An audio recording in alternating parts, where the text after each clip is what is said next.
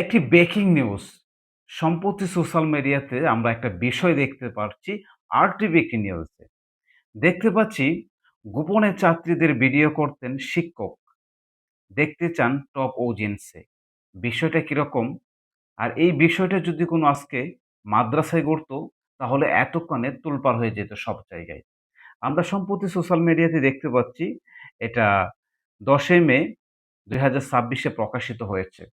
এখানে বলা হয়েছে, ঢাকা বিশ্ববিদ্যালয়ের টাবি শিক্ষা ও গবেষণা ইন্ডাস্ট্রি পরিচালিত ইউনিভার্সিটি ল্যাবরেটরি স্কুল অ্যান্ড কলেজে একজন শিক্ষকের বিরুদ্ধে একাধিক ছাত্রীদের বিরুদ্ধে যে কাজটা আপনারা দেখতে পাচ্ছেন, এটার বিরুদ্ধে অভিযোগ উঠেছে।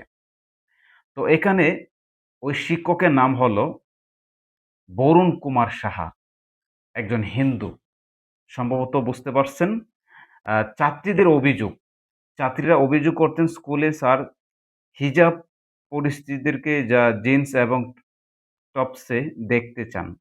এছাড়া উনি স্কুল ক্যাম্পাসে ছেলে আর মেয়ে একসাথে যখন কথা বলতো, তখন উনি ভিডিও ধারণ করে উনি রাখতেন। পরবর্তীতে তাদের মা-বাবাকে পাঠানোর জন্য হুমকি দিতেন। এসব অভিযোগ ওঠার পর তার বিরুদ্ধে ফ্যাক্ট ফাইন্ডিং কমিটি গঠন করেছে কর্তৃপক্ষ। রোববার এটি বিকালে গবেষণার মাধ্যমে নিশ্চিত করেছেন।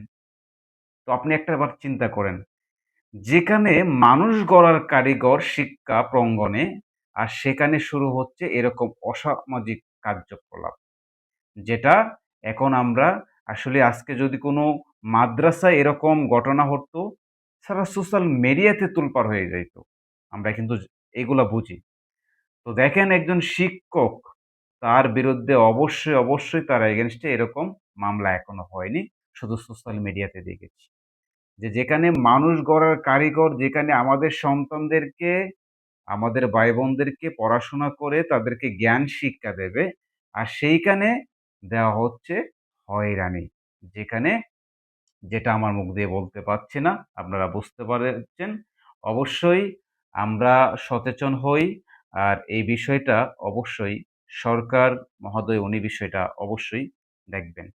ভিডিওটা অবশ্যই শেয়ার করে দেবেন এবং আপনাদের একটা মন্তব্য কমেন্ট লিস্টে জানিয়ে দেবেন। ধন্যবাদ সবাইকে। পাশে